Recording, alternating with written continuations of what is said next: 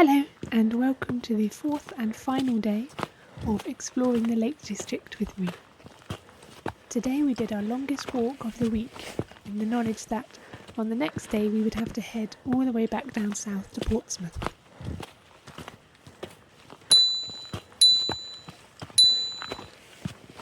The hike was just over 12 miles long and took in 3 Wainwrights: Sallows, Sallows and Troutbeck Tongue. The first thing we had to do after parking the car in Troutbeck village was climb up to the altitude of our first Wainwright.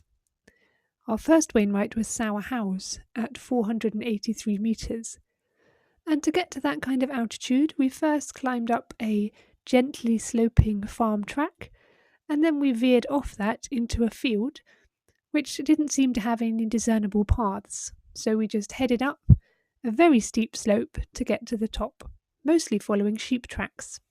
Sallows is one of the smaller Wainwrights, and therefore it is usually less crowded. It has a rolling grassy summit, but if you've watched my previous videos from the Lake District, you can see how different this landscape is. Yesterday we had lots of green grass and rolling hills, and today it was a lot more bleak.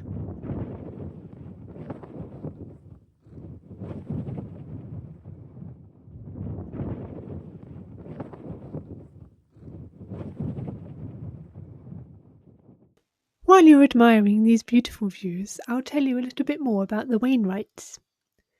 The Wainwrights are a set of 214 fells, which means hills or mountains, in the Lake District.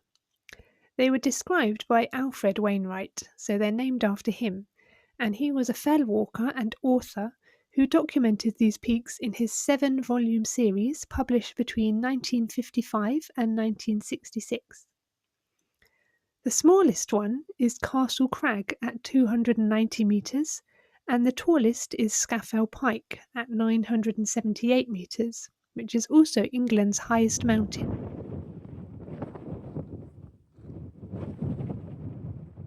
This collection of fells is just Wainwright's personal selection. His hand-drawn maps, sketches and personal notes about these fells means that his books are still loved and inspiring walkers today.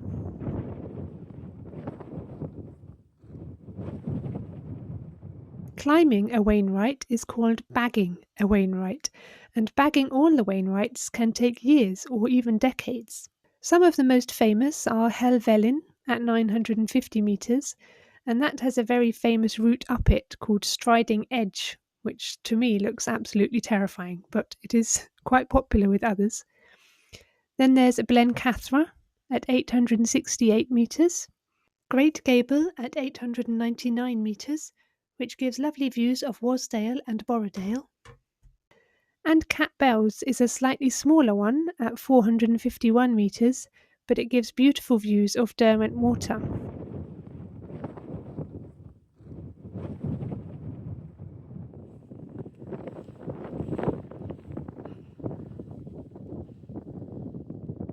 When we reached the top of our next Wainwright, which was Sallows, at 516 metres, we had a 360-degree view.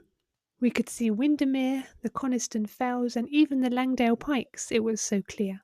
It was a lovely day, but it was so cold up there that the ground was still frozen, which actually turned out to be quite a good thing, otherwise it would have been very boggy. But as it happened, all the bogs were frozen, so we could just walk across them.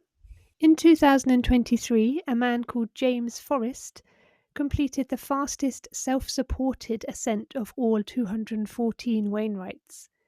This involved him walking or running 326 miles and ascending 36,000 metres, and it took him 5 days, 12 hours and 14 minutes. The fastest person to do it assisted, so someone else was carrying his baggage and ferrying it around for him, was Steve Birkinshaw in 2014, and he walked 317 miles over 5 days, 23 hours and 49 minutes. After bagging our second Wainwright of the day with Sallows, we headed uphill for a little while longer, and we got high enough to reach some patches of snow. Then we headed back down into the valley of Troutbeck. and we were heading for our final Wainwright of the day, which is Troutbeck Tongue, which has a very distinctive shape, as you can see here. You can see again how the landscape changes as we came down from the higher hills into the valleys.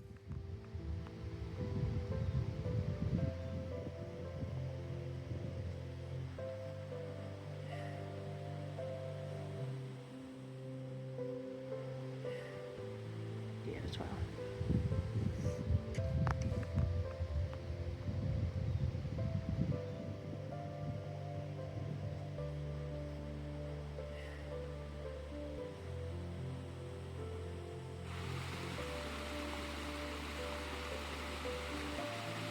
We had our picnic lunch in the valley of Troutbeck before tackling Troutbeck Tongue. Troutbeck Tongue is 454 metres tall. It's not very high or challenging, although the route we took up it did prove to be quite challenging. In fact, if I hadn't muted this part of the video, all you would be able to hear would be my laboured breathing as we scrambled up a very steep slope, almost on our hands and knees. From the top you get lovely views of Windermere, Harter Fell, Place Fell, and even the Langdale Pikes again. You can see the valley of Troutbeck all the way down to Lake Windermere. Also in this valley is sections of a Roman road, which date from the Roman occupation of Britain in the 1st and 2nd centuries AD.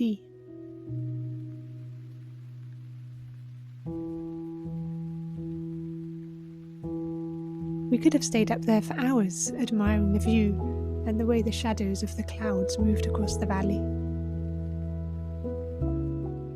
Unfortunately, we did have to start heading down at some point. Our route back to Troutbeck village and the car was partly through farmland and some farmland buildings, as you can see here, and partly along a road. I didn't take too much video footage along the stretch of road, maybe partly through exhaustion after climbing up Troutbeck Tongue on my hands and knees. However, when we got back to Troutbeck, we called in at the church there, which is called Jesus Church, and that was a lovely, serene way to end our day. This church was built in 1736 and is known for its stunning stained glass windows. And that sadly was the end of our splendid 4 days in the Lake District. The next day we needed to be out of our accommodation by 10 o'clock in the morning, so we packed up and left, but we softened the blow of going home by finding a farm food shop on the way home, where we had a second breakfast and bought some delicious pastries from the bakery nearby. Thank you so much for watching and for coming along with me on this holiday in the Lake District. I hope you get a chance to visit yourself one day because it really is an incredible place. If you have any comments or questions, please let me know below because I would love to hear from you. Please like and subscribe if you enjoy this kind of video and I will try to make more.